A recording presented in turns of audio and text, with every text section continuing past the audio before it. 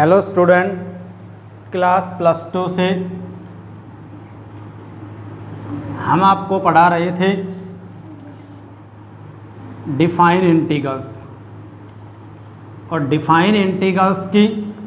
Exercise 10.2 इसको हम complete कर चुके हैं as the previous chapter 9 chapter में हमने जो भी फार्मूला पढ़ा था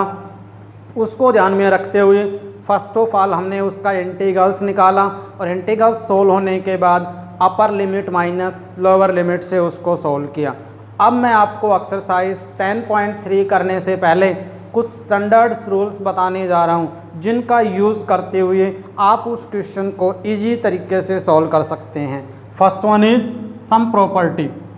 अगर a to b fx dx, यहाँ a क्या होता है? लोअर लिमिट, ये क्या है इसकी अपर लिमिट, यहाँ कोई फंक्शन होगा, dx का मतलब उसका इंटीग्रेशन करना है और विद रिस्पेक्ट टू x करना होगा। अगर a to b fx dx कोई फंक्शन है, आप x की जगह t पुट कर दो, p पुट कर दो, l पुट कर दो तो उसके ऊपर कोई फर्क नहीं पड़ता, आंसर फिर भी वही आएगा। अगर t पुट करोगे तो dt लगाना पड़ेगा, p पुट करोगे तो dp लगाना पड़ेगा, कोई फर्क नहीं पड़ेगा क्वेश्चन के। इसका इंटीग्रेशन निकाल लो चाहे इसका निकाल लो, सेम एज दोनों का जो इंटीग्रेशन आएगा वो सेम ही आएगा। क्लियर? x के स्थान पे आप y पुट कर दें और दोनों तरफ y x को y में रिप्लेस कर दें, dy करोगे, इंटीग्रेशन सेम आएगा। दूसरी बात, अगर a to b fx dx कोई फंक्शन है, उसको अगर a उसकी लोअर लिमिट होती है, b उसकी अपर लिमिट होती है, अगर अपर लिमिट लोअर लिमिट से छोटी है तो आप उसके साइन को चेंज करके लिमिट को चेंज कर दोगे तब भी आंसर सेम ही आएगा। a to b fx dx है, अगर मैं आपको कहूं 1 टू x dx, इसका इंटीग्रेशन निकाल लो, चाहे माइनस करके इसकी लिमिट बदल दो 2 टू 1 x dx, दोनों का जो आंसर निकल के आएगा वो सेम ही निकल के आएगा। अगर अपनी सेकंड प्रॉपर्टी क्या है, a to b fx dx हो तो उसका साइन बदल के b टू a कर देता हूं तो इंटीग्रेशन तब भी क्या रहेगा, सेम ही होता है। क्लियर बेटा? दूसरी बात। तीसरी बात कि यदि अपने पास, तीसरी बात यहाँ मेनली क्या होना चाहिए, 0 टू a fx dx, यहाँ a is equivalent to any real number, कोई भी रियल हो, बट तीसरे स्थान पे क्या होना जरूरी है, नीचे यहाँ देखना है आपको, यहाँ 0 होना चाहिए। अगर यहाँ पे 0 हो, ऊपर कुछ भी हो, a के स्थान पे any real value fx dx हो तो x को किस में बदल देना, 0 टू a fx को बदल देना a माइनस x में, और ऐसा करके ये वाली इक्वेशन फर्स्ट, आने वाली इक्वेशन सेकंड, उन दोनों को ऐड करके आप इजीली सॉल्व कर लेना। लेकिन ये प्रॉपर्टी तभी लागू होंगी जब नीचे क्या आता होगा, 0 आता होगा। 0 टू a fx dx हो तो x को बदल देना a माइनस x में, x को रिप्लेस कर देना किस में, a माइनस x में, तो इसका इंटीग्रेशन और इसका इंटीग्रेशन दोनों का सेम ही होगा। बट ये हम सॉल्व नहीं कर सकते, इसको ऐसा करने पर हम उस क्वेश्चन को इजीली सॉल्व कर पाएंगे। नेक्स्ट, अगर a to b fx dx कोई भी फंक्शन है, a और b के बीच में एक वैल्यू क्या आती है, c, इसका मतलब c बिलोंग्स टू ab। अब एक बच्चा बोलेगा सर c a और b के बिटवीन में आती ही नहीं है, मैंने ये कब कहा, ये अल्फ़ाबेटिकली है, a कोई भी रियल है, b कोई भी रियल है, जैसे 1 से 5 fx dx। अब इसके बीच में c की वैल्यू कौन कौन सी हो सकती है, 2 हो सकती है, 3 हो सकती है, 4 हो सकती है, इसके बिटवीन के कोई भी रियल नंबर हो सकता है, एनी, लेकिन होना चाहिए इसके बिटवीन में ओपन इंटरवल में। तो इस प्रकार से c की वैल्यू 1 भी हो सकती है, 1 से ज़्यादा हो सकती है, c बिलोंग्स टू ab, तो उस क्वेश्चन को 2 या 2 से ज़्यादा पार्ट में ब्रेक कर लिया जाता है। इसलिए a और b के बीच में एक वैल्यू क्या आई थी, c। अब ऐसा करके उस लिमिट को ब्रेक कर दिया जाएगा, a to c fx dx function वही रहेगा और c to b f x D x. जैसे मैंने आपको 1 to 5 बोला है तो 1 to 2, 2 to 3, 3 to 4, 4 to 5। सी की वैल्यू जरूरी थोड़ी एक ही होगा। तो इस प्रकार से इसका इंटीग्रेशन और ब्रेक करने के बाद इन दोनों का इंटीग्रेशन सेम ही होता है। ये क्वेश्चन छोटा होकर हम अलग अलग इंटीग्रेशन करके उनका सम निकाल सकते हैं और उसको सॉल्व कर सकते हैं। क्लियर। नेक्स्ट, अगर अपने पास A to B F X plus G x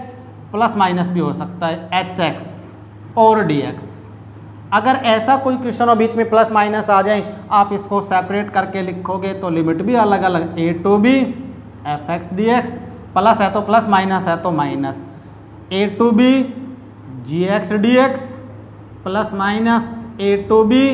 H X D X करके अलग अलग सोल्व करके आप उसको सोल्व कर सकते हैं। एक को I1, एक को I2, एक को I3, प्लस है तो प्लस कर दें, माइनस है तो माइनस कर दें और उसके बाद उसको क्या कर सकते हैं, आप सोल्व कर सकते हैं। नेक्स्ट, अगर A to B F x D x कोई फंक्शन बन रहा हो, क्वेश्चन किसी प्रकार से भी सोल्व नहीं होता हो, ऐसी कोई स्टैंडर्ड फॉर्म नहीं है जो हमने 9 चैप्टर में पढ़े थे, कोई रूल ही नहीं पढ़ा, तो उस टाइम उस क्वेश्चन को ए टू बी एक्स को बदल दिया जाएगा a plus b minus x में। x की जगह क्या कर दिया जाएगा, a plus b minus x कर दिया जाएगा,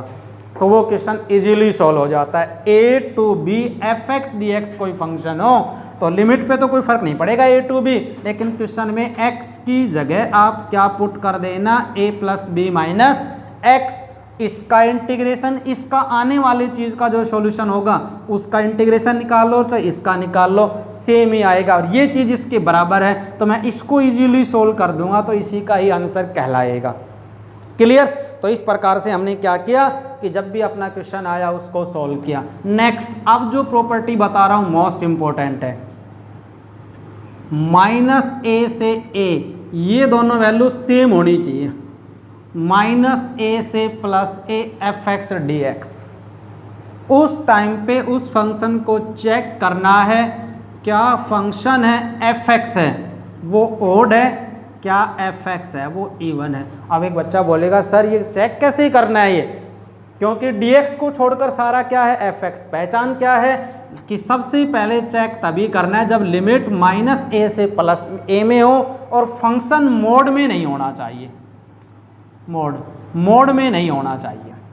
क्योंकि मोड में तो every modeless function is always positive, positive है तो प्रत्येक बार इवन नहीं आएगा। ये तरीका तब है ई मोड को छोड़कर, मोड वाले फंक्शन का रूल ही अलग से, तो मोड को छोड़ दें तो उस टाइम जैसे मैं आपको कहूँ -5 से +5 sine square x D x, तो एफ एक्स की वैल्यू कितनी हुई, साइन स्क्वायर। मैं आपसे बोलता हूँ ऑड और इवन कैसे चेक किया था +1 क्लास में, x replace to minus x, तो x को किस में रिप्लेस किया था, माइनस में, तो साइन माइनस एक्स का होल स्क्वायर, ये लिख सकते हैं माइनस साइन एक्स का होल स्क्वायर इसको प्लस बना देगा, साइन स्क्वायर एक्स वो किसके बराबर आया, कि इसका मतलब क्या निकला,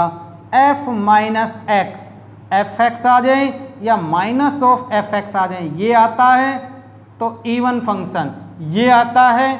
तो ऑड फंक्शन। तो आपको पता चल गया बेटा ये ऑड और इवन कैसे चेक करना है, x को माइनस एक्स में रिप्लेस करना है और माइनस में रिप्लेस करने के बाद माइनस एफ एक्स आ जाए तो ऑड होगा, प्लस एफ एक्स आ जाए तो इवन होगा। अब ध्यान से देखना, अगर आपको ये भी पता चल गया मोड को छोड़ के कोई फंक्शन आता है और फंक्शन यदि इवन है या फंक्शन यदि ऑड है, अगर फंक्शन ऑड है तो उसका without solve the integrals is 0, without soul,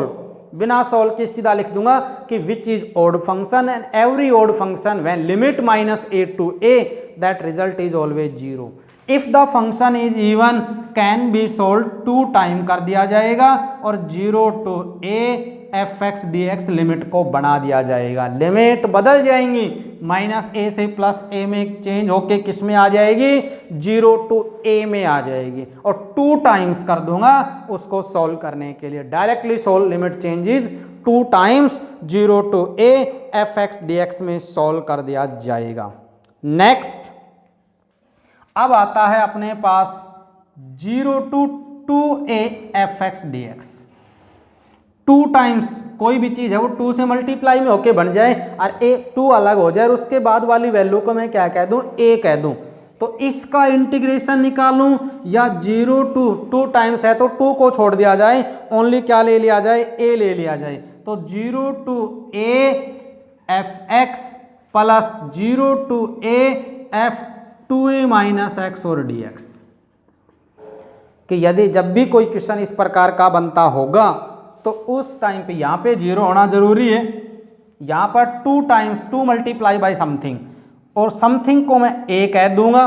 fx dx हो तो उस क्वेश्चन को ब्रेक कर दिया जाएगा, 0 to a fx जो सेम ये वाला होगा और 0 to f 2a minus x मतलब x को बदल देना 2a माइनस एक्स में और जो बन के आएगा वो fx बनेगा। x को किस में बना देना, 2a माइनस एक्स में चेंज कर देना और चेंज करने के बाद जो रिजल्ट आएगा इन दोनों का सम और इसका इकट्ठे का इंटीग्रेशन डायरेक्टली क्या होगा, सेम। एक बार दोबारा बोल रहा हूँ, नीचे कंपलसरी 0 होनी चाहिए, यहाँ 2a 2 टाइम्स होना चाहिए, fx dx हो तो लिमिट को बदल के 0 to a fx जो यहाँ फंक्शन होगा वो same, plus 0 to a x को किस में रिप्लेस कर देना, 2a माइनस एक्स में, उसको जो रिप्लेस करने पर बनेगा उस फंक्शन का इंटीग्रेशन और उन दोनों का सम हमेशा क्या होगा, 0 to 2a fx dx को ही रिप्रेजेंट करेगा। बेटा जब तक जितनी भी प्रॉपर्टी बेसिकली आप इनको याद नहीं रखोगे इंटीग्रेशन को सॉल्व नहीं कर पाएंगे, क्योंकि उस केस पे जाके जब तक इनमें सूटेबल प्रॉपर्टी आप नहीं लगाएंगे, ओपन नहीं करेंगे, जब तक वो क्वेश्चन सिंप्लीफाई नहीं होगा। नेक्स्ट, अगर यही चीज़ आती हो, इसका दूसरा तरीका, अगर एक बच्चा कहे सर ये याद नहीं होता तो इसके लिए आप क्या करें कि जब या तो ये वाला लगा देना, अगर ये वाला सूट नहीं करेगा तो एक लास्ट प्रॉपर्टी आती है 0 to a fx dx। अगर ये कोई प्रॉपर्टी आ जाए तो सबसे पहले fx को चेक करना कि fx क्या ओड है या फिर इवन है। अभी अभी बताया था मैंने ओड और इवन को कैसे चेक करेंगे, जब लिमिट क्या हो 0 to 2a हो तो x को किस में बना देना, 2a माइनस एक्स में, तो f 2a माइनस एक्स, यहां पर क्या लिखूंगा 2a माइनस एक्स, x को किस में रिप्लेस करना है, 2a माइनस एक्स में रिप्लेस करना है और 2a माइनस एक्स में रिप्लेस करना है तो वो आ जाए माइनस एफ एक्स, खुद वो फंक्शन ही आ जाए, ये वाला आ जाए। x को 2a माइनस एक्स में रिप्लेस करूं, माइनस ऑफ एफ एक्स आ गया तो ओड होगा, ओड का सीधा इंटीग्रेशन क्या लिख के चला था,